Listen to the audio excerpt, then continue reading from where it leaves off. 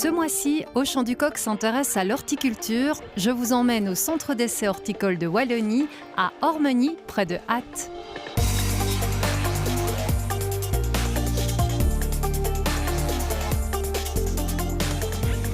Bonjour. Bonjour. Alors, qu'est-ce que vous êtes en train de faire là? Alors ici, on observe les mauvaises herbes, les adventices. En fait, c'est un essai de paillage. Donc on compare différentes substances qui couvrent le substrat de culture pour éviter de développer le développement des mauvaises herbes. Ouais. Et il y en a beaucoup là des différents paillages? Alors il y en a 11. 11, ah oui d'accord. Et c'est quoi par exemple alors? Alors on a un peu toutes sortes. Il y a des disques en coco, il y a un mulch à base de fibres de bois. Il y a du chanvre, il y a du miscanthus, il y a des pelets de paille de froment. Voilà, il y a plein de sortes. Quoi. Oui, c'est un petit peu le principe de ce centre, finalement, c'est ça, de tester Oui, tout à fait. Donc l'objectif, la mission première du centre d'essai, c'est de réaliser des expérimentations en grandeur nature pour pouvoir ensuite conseiller les producteurs de plantes ornementales. Oui, c'est ça, parce que vous faites aussi du conseil auprès de ces horticulteurs, pépiniéristes. Voilà, donc la deuxième mission, c'est de se rendre dans les exploitations et de pouvoir observer les problèmes rencontrés et surtout pouvoir conseiller des solutions pour les producteurs. Oui, c'est ça, parce que vous êtes souvent sur le terrain avec eux, en fait. À cette saison-ci, oui. C'est la majeure partie de notre temps, c'est d'être dans les exploitations. Oui, c'est ça. Donc chez les horticulteurs, chez les producteurs de plantes fleuries, sous serre, et chez les pépiniéristes, donc les producteurs Vous ne faites rien pour le comestible ici Non, on consacre tout à fait notre énergie à tout ce qui est ornemental, c'est déjà très très vaste, mais il y a d'autres structures comme les nôtres pour le secteur comestible. Très très bien, on va découvrir votre centre au fil de cette émission et tout de suite je vous propose de voir un reportage qui permet justement de présenter le secteur horticole en Wallonie. Parler horticulture en agriculture, cela pourrait paraître surprenant et pourtant, la discipline est bien une branche à part entière du secteur, elle représente même 10% de la filière en Wallonie, alors certes une goutte d'eau par rapport à la Flandre, mais qui présente toutefois une certaine plus-value. La production horticole flamande est très reconnue au niveau qualitatif, elle est exportée largement, mais disons que peut-être leurs producteurs et leurs exploitations sont plus spécialisées, sont plus intensives qu'en Wallonie, où on a des exploitations généralement d'une plus petite taille, avec une plus large diversité de production. Une diversité de production que l'on peut résumer en 3 catégories. Tout d'abord le comestible, à savoir les fruits, les légumes frais et industriels ainsi que la viticulture. Vient ensuite l'ornemental avec la floriculture et les pépinières. Enfin les sapins de Noël, produits typiquement wallons dont 80% part à l'exportation. L'horticulture wallonne compte près de 900 producteurs et quant à sa santé, elle est difficile à estimer, trop variable selon l'activité. Par exemple, la fraise est un produit qui a une bonne réputation, qui se vend facilement en vente directe. Les producteurs en ont des bons prix. D'autres secteurs se portent beaucoup moins bien. Ce sont les pommes et les poires, par exemple, qui sont confrontés à des grosses difficultés. Les producteurs vendent en dessous du prix de revient. L'embargo russe est passé par là, sans parler des conditions climatiques avec lesquelles il faut sans cesse jongler. Ajoutons-y les coûts élevés de la main-d'œuvre en Belgique et la situation pour certains producteurs est à la limite. Par exemple, pour la pomme et la poire, la Pologne est un très très gros concurrent, mais ils sont 4 fois moins chers que chez nous. Par ailleurs, même si notre main-d'œuvre est plus élevée en Belgique, malgré tout, ce ne sont pas des salaires très élevés et on a du mal à retrouver de la main-d'œuvre ici en Belgique qui est motivée de travailler en horticulture. Place alors à la débrouille dans un secteur où il est quasi impossible de se diversifier. Ce sont des productions très différentes qui demandent des installations différentes, des technicités différentes, donc on ne passe pas très facilement de l'une à l'autre. Un producteur qui a un verger, c'est pour des dizaines d'années devant lui. Il ne change pas comme ça d'un jour à l'autre de variétés, même les variétés qu'il a installées, il les a et c'est difficile. Il peut arracher, ça lui coûte, il doit replanter, ça lui coûte de nouveau. Donc c'est assez difficile de changer, il faut bien réfléchir avant de se lancer. C'est pourquoi la Fédération wallonne de l'horticulture plaide pour une révision de l'aide à l'investissement pour que les jeunes générations puissent reprendre les exploitations existantes et d'inciter les consommateurs à manger local au risque de voir un savoir-faire et toute une profession disparaître.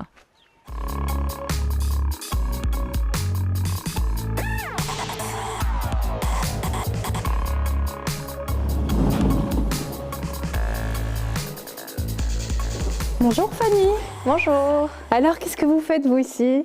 Alors ici c'est un essai qu'on a mis en place pour essayer de trouver des alternatives aux produits phyto, notamment les néonicotinoïdes qui ne peuvent plus être utilisés en Wallonie. Ouais. Et donc on teste différentes substances à base de plantes ou d'huiles essentielles pour voir l'efficacité sur des ravageurs qui sont courants sur les plantes annuelles. Donc on a les pucerons, les aleurodes, donc ça c'est une petite mouche blanche, les thrips et les acariens. Il y a des toiles pour éviter que les ravageurs passent d'une modalité à l'autre, puisque les thrips, les adultes sont volants et les aleurodes aussi. Du coup, pour ne pas fausser les résultats, on a mis des grandes toiles pour pas qu'ils ne puissent passer de l'un à l'autre. Ah ok, et donc ici, c'est la même chose que là? En fait, au niveau des plantes, c'est la même chose. Il y a juste les applications qui sont différentes. Donc ici, on a le témoin. Ouais. Donc là, il n'y a aucune application qui est réalisée. Ok. Et le but, c'est de voir comment les populations se développent quand il n'y a aucune application. Ouais. Alors, à côté, c'est la stratégie push-pull. En fait, l'objectif, c'est de éloigner les ravageurs des plantes qui sont cultivées. Ouais. Donc là, on applique une substance qui est à base d'ail. Oui. Pour les repousser des plantes. Et à côté de ça, on a mis des plantes qu'on dit des plantes pièges, où là, on ne met pas la substance à base d'ail. Et en plus, ce sont des plantes qui sont sensibles aux pucerons, aux aleurodes, etc. Et donc, l'objectif, c'est que les ravageurs vont plus sur ces plantes-là, plutôt que sur les plantes qui sont cultivées. C'est vrai qu'on conseille souvent en fait, même d'associer les tagettes par exemple avec les tomates. Et donc là, c'est pas vraiment une plante qui va être répulsive, mais c'est plus une plante qui va attirer les ravageurs. Ouais. Et donc là, il y a les brugmansia et alors aussi les aubergines pour les pucerons et les aleurodes. Et donc c'est chaque fois pareil en fait, il y a chaque fois les mêmes... à chaque fois il y a la même quantité de plantes. Alors pour chaque ravageur, on a une plante bien spécifique pour le suivi. Donc par exemple ici on a les lantana, qui eux sont connus pour être très sensibles aux aleurodes et donc on va suivre les aleurodes sur ces plantes-là. D'accord. Les pélargoniums, eux, ils sont sensibles aux thrips, donc on va plus suivre les thrips sur ces plantes-là. Ici, ce sont les calibrachoa. Donc là, ils sont plus sensibles aux pucerons, donc on suivra les pucerons sur ces plantes-là. Et alors, ici, des thunbergia, où là, on a plus facilement des acariens qui apparaissent. Et donc, à ce moment-là, on suit les acariens sur ces plantes-là aussi. Ok. Merci pour toutes ces explications. Et je vous propose maintenant de retrouver le portrait d'un horticulteur tout près de chez vous. Bonjour à tous, je suis ravie de vous retrouver. Aujourd'hui, je vous emmène sur la commune de Sprimont à la découverte des pépinières de Louvnier, l'une des plus importantes pépinières de Wallonie, où vous allez le voir, ici règnent en maître les mots amour et passion. Et ces deux composantes sont essentielles dans un métier où l'on est tributaire de la météo, mais aussi de la croissance naturelle de son cheptel. En l'occurrence ici, 37 hectares où 1300 variétés différentes s'épanouissent sous les soins de Frédéric Drouven et de son équipe. Il y a l'équipe de Sarac qui gère 2 hectares hors sol, avec une production actuellement d'à peu près 200 000 pots. Donc ce sont des plantes qui sont déposées sur des bâches, soit à l'extérieur, soit dans des serres. Et puis il y a l'équipe de Simon et Céline qui gère là à peu près 32 hectares, très diversifiés, une production principale d'arbres fruitiers, des arbres d'ornement, des plants de haies, des rosiers, des conifères, donc une diversité énorme. Là en pépinière, c'est à peu près 700 variétés ligneuses qui sortent chaque année de chez nous. Et l'on parle bien de production et non de jardinerie. 60% de la clientèle des pépinières de Louvnier sont d'ailleurs les pouvoirs publics, suivis des jardineries, entreprises de parcs et jardins et puis de la vente au détail. Une ouverture au public car Frédéric Drouven n'est jamais avare en conseil ni en expérimentation puisqu'il produit aussi à façon, ce qui a amené la cidrerie du Condro à lui commander 1200 arbres. Les 1200 arbres fruitiers vont intégrer des parcelles agricoles en Wallonie, chez des agriculteurs, chez des propriétaires terriens. Ils vont être taillés et élagués par le propriétaire de la cidrerie qui, en contrepartie, s'engage à récolter les fruits et à les transformer en cidre, en calvados et en pommeau. Donc là, c'est une histoire qui va durer 12 à 13 ans.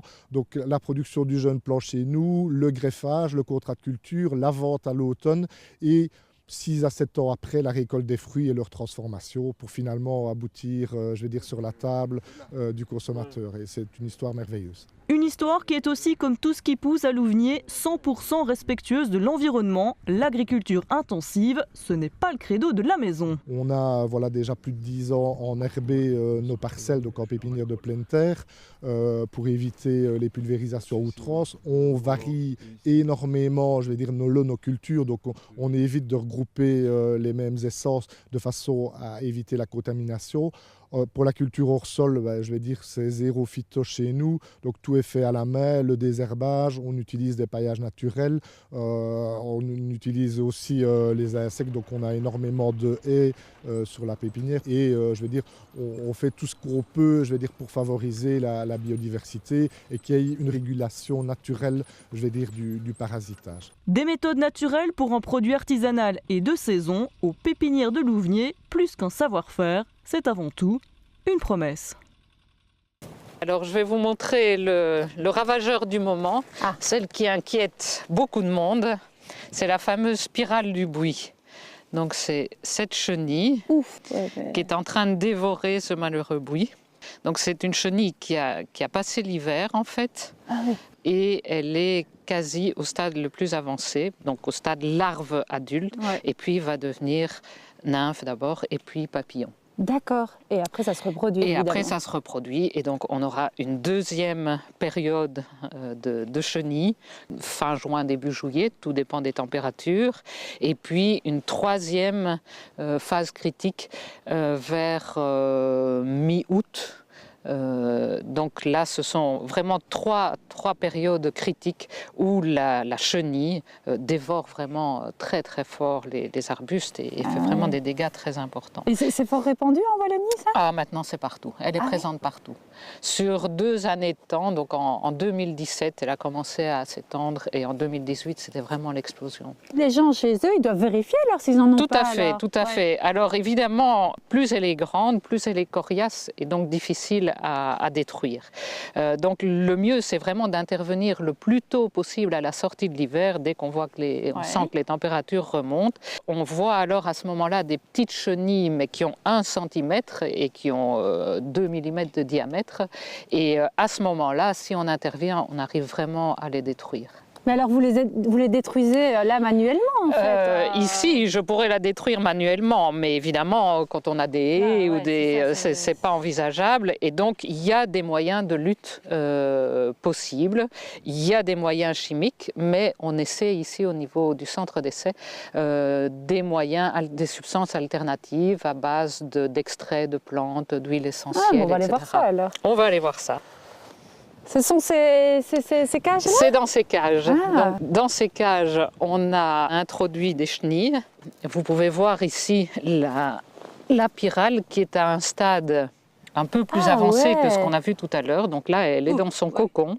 D'ici quelques semaines, elle va devenir adulte, voler, se reproduire dans la cage, et puis il y aura une ponte, nouvelle génération de toutes jeunes chenilles, et c'est sur ces toutes jeunes chenilles qu'on va tester les différents produits. D'accord, ok. Oui, parce que là, en fait, c'est une bâche spéciale, en fait. Oui, c'est ce qu'on appelle des cages insect-proof, donc c'est en fait une toile, un peu comme une toile moustiquaire, mais beaucoup plus fine pour pouvoir retenir tous les insectes. C'est pas mal de tests, là, quand on voit toutes les... Alors là, on va tester 8 substances. Ah d'accord. Et toutes les substances naturelles, sont répétées alors 2 fois. Donc il y a une substance chimique en référence et les autres sont des substances naturelles. Soit à base de plantes, comme je vous l'ai dit, ou alors aussi à base de bactéries. Bien. Je vous propose maintenant de retrouver Antoine et Pablo qui sont allés voir comment ça marche la culture de sapin de Noël. Il est vrai que c'est un secteur important en termes d'horticulture en Wallonie. Bonjour à tous, bienvenue dans le nord de la province de Luxembourg, à Vauchavannes, dans la commune de Manet, à la pépinière Cornet. On va vous parler de sapin Noël. C'est pas forcément la saison, me direz-vous. Eh bien si, puisque c'est maintenant qu'on prépare les sapins de fin d'année et des autres années, et celles des années à suivre. Top, top, top, je recommence. Salut Pablo. Ça va Roi des forêts. Non, non. Oh, mais... Il y a des bébés morts. Oh mon Dieu, celui-là n'aura jamais de boule. On va aller à la rencontre de Léon, qui est un spécialiste du sapin de Noël. Léon. Léon, bonjour. On fait quoi là? On est en train de trier des Nordmann, le sapin de Noël, le futur sapin de Noël, qui est déjà installé ici depuis 4 ans. On les met par botte de 50 et puis on les charge et puis on va les planter. Le but c'est d'avoir un beau chevelu. Et alors, c'est ce que la machine aide à faire. Ici, la machine, elle va vraiment prendre en dessous de la racine et secouer. Les hommes n'ont plus qu'à ramasser.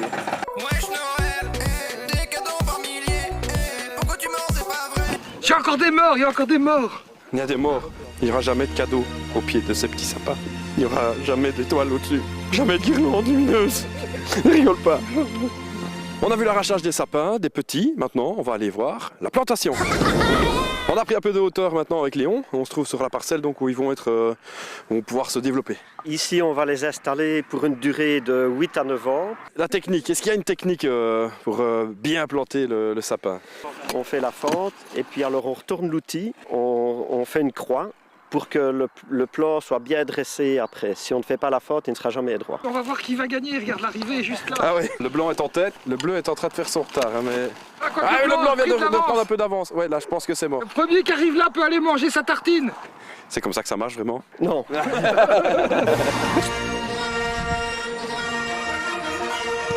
Ici, ils ont 8 ans de plus que ceux qu'on vient de voir. Là, ils sont commercialisables et là, on est en train de leur faire une taille de formation.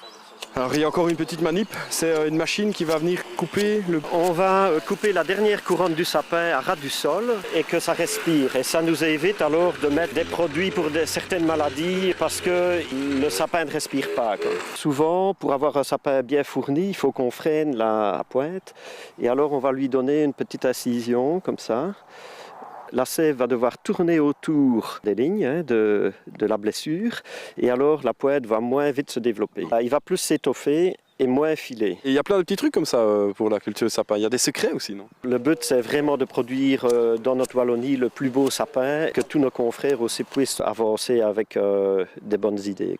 Ouais. Parler de ça, justement, vous faites partie de l'UAP et vous avez signé une charte qui vous engage aussi avec eux à aller vers une agriculture un peu plus raisonnée, on va dire, c'est ça? Pratiquement tout le monde a signé cette charte. C'est pour, à l'avenir, utiliser moins d'herbicides et être plus propre. Et alors, on s'engage à ne plus pulvériser du tout les sapins les 2 dernières années. Très bien, voilà, il ne reste plus qu'à attendre pour que les petits soient dans votre salon peut-être un jour, et ceci, fin de l'année, non?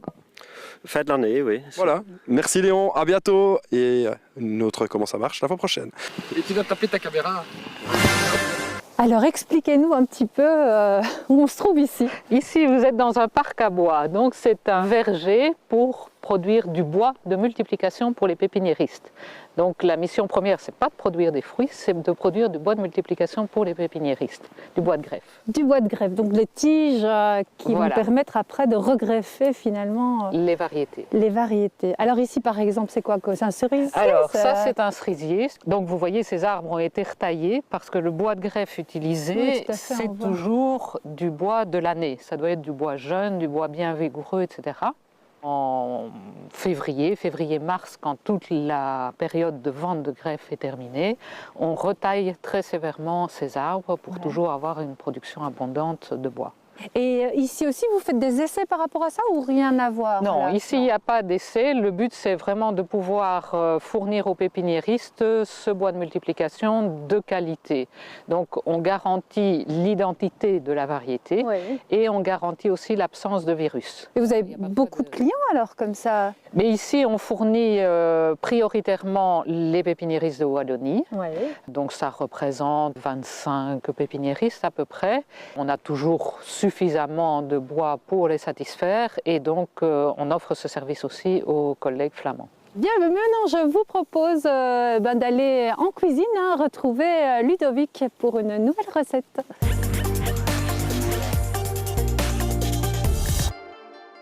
Bonjour, bienvenue dans une nouvelle séquence de Mange en Wallon. Aujourd'hui, on fait un petit condiment à base d'oignons rouges.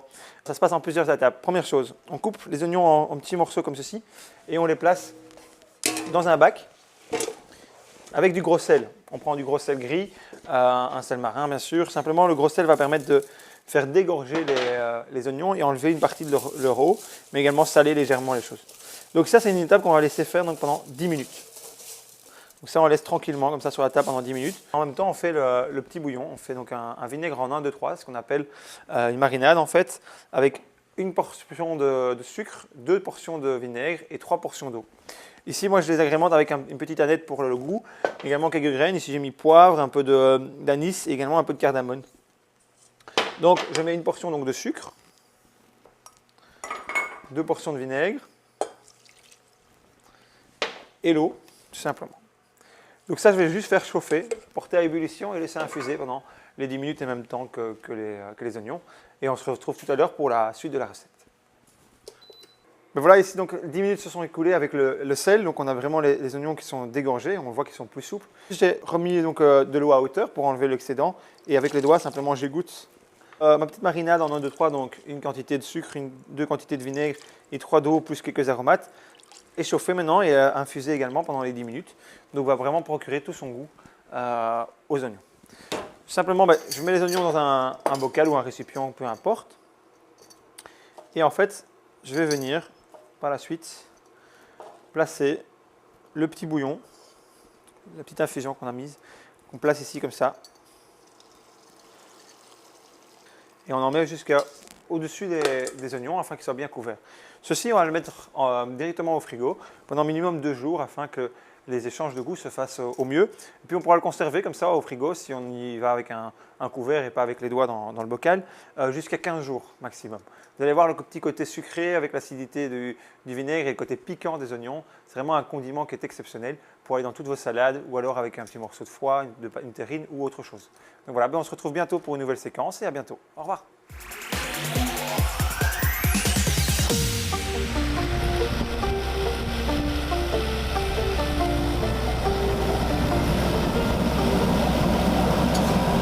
Donc ça, en fait, c'est une machine qui retourne le compost retourne le compost ou ici le fumier. Donc ça permet de refroidir le tas et de l'oxygéner. Donc en fait, vous devez d'abord mesurer pour voir si c'est assez chaud pour le retourner ou pas. Voilà, c'est ça qui est décisif. Donc notre but ici, c'est de faire du compost qui soit riche en micro-organismes. Oui. Donc c'est non seulement d'apporter de l'humus au sol, mais aussi de la vie. Pour ça, il faut que la température ne monte pas trop. Donc là, c'est déjà 35 degrés. Voilà. Il fait à peine 10 degrés là maintenant, dehors. Je peux vous le dire. Ça continue à monter. Ah oui, d'accord. Et on attend combien de degrés alors? 60 degrés. Un palier de 60-65 degrés. À ce moment-là, on décide de retourner. De retourner, ok. Donc ça permet de tuer les mauvais micro-organismes, de tuer aussi les graines d'adventice éventuellement, tout en favorisant le développement des bons micro-organismes. Si on monte au-delà de 65-70 degrés, là on tue tout et donc on a un compost qui est stérile, qui n'apporte plus du tout de vie au sol. Oui, c'est ça. Et alors cet appareil un peu bizarre, ça permet de doser le CO2. Alors, en quoi c'est important? En fait, le CO2, il révèle l'activité microbienne, l'activité des bactéries dans le compost. Donc, c'est bien d'avoir du CO2. C'est signe que les bactéries se développent et sont actives. Mais il ne faut pas trop de CO2 non plus. Parce que s'il y a trop de CO2, ça veut dire qu'il n'y a pas beaucoup d'oxygène. Donc, on est en milieu anaérobie. Et c'est dans ces conditions-là que se développent des bactéries pathogènes. Donc, il faut vraiment contrôler le taux de CO2. Et de nouveau aussi retourner quand ce taux de CO2 est trop important. Durant la phase de démarrage du compost, on le contrôle tous les jours. Ah oui, quand même. Oui. Mais là, il ne monte pas très haut. Ça veut dire qu'il n'y a pas beaucoup d'activité microbienne pour le moment. Mais bon, ça va démarrer quand on estime que ça ne démarre pas assez vite. On met de l'herbe fraîche et là, c'est vraiment un coup de feu, quoi. Et donc vraiment, on voit. Est-ce que votre centre justement a des essais donc vous êtes fiers en fait, vous avez fait des grandes découvertes. Grandes découvertes, c'est beaucoup dire, mais c'est vrai que le compost, on est arrivé à faire, à mettre au point ou à transposer une technique, parce qu'en fait, dans les pépinières, il y a toujours des arbres invendus. Ils sont trop vieux, trop gros, des variétés plus à la mode, des arbres abîmés, etc. Et donc, ce qu'on développe avec les pépiniéristes de l'Hédin, c'est de produire ce qu'on appelle du compost microbiologiquement contrôlé. Grâce aux anciens arbres. Grâce aux anciens arbres auxquels on incorpore du fumier, auxquels on incorpore de la paille, auxquels on incorpore de l'herbe, dans des proportions relativement respectées. Et puis, en contrôlant la température, le CO2, l'eau, vous avez vu sur le retourneur, on s'est apporté de l'eau. Tout ça fait qu'on arrive à avoir un compost riche en champignons, en bactéries, en micro-organismes utiles. Tout à fait. Alors, je pense que vous avez aussi votre site internet où là, vous avez plusieurs conseils en fait. Et la plupart des conseils pour les professionnels, parce que c'est quand même notre public cible. Mais vu le gros problème de la pyrale du Bouy dont on a parlé tout à l'heure, on a un flash qui renseigne vraiment ce qu'il y a lieu de faire maintenant, donc en temps réel, en fonction de l'évolution de la pyrale, www.cehw.be. Voilà, c'est noté. Merci beaucoup pour toutes ces explications. Et quant à nous, on se retrouve le mois prochain pour une nouvelle émission. À très bientôt. On peut reprendre nos affaires et s'en aller. Parce qu'il ne fait pas chaud. Se réchauffer. Ces 18 et 19 mai, le salon C'est bon, c'est wallon revient au WEX à Marche-en-Famenne. Prenez votre panier pour aller à la rencontre des producteurs et artisans wallons. La quinzaine des abeilles et des pollinisateurs se déroulera du 18 mai au 2 juin afin d'expliquer l'importance de ces petits insectes. Du 1er au 9 juin, participez à la semaine bio. Près de 200 activités sont programmées en Wallonie et à Bruxelles. À très bientôt. L'émission Table et Terroir remercie ses fidèles partenaires.